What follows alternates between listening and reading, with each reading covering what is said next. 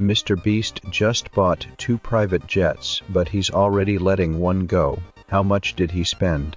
Just a casual $2 million here, $5 million there. But wait, there's more. He's giving one jet to a random YouTuber, who'll probably flip it for cash, jets on jets on jets. And then there's the $500 million Beast, because Mr. Beast channels his inner Taylor Swift.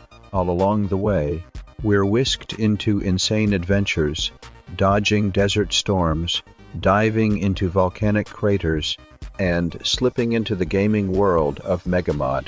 All this chaos makes you wonder what's next for the king of YouTube.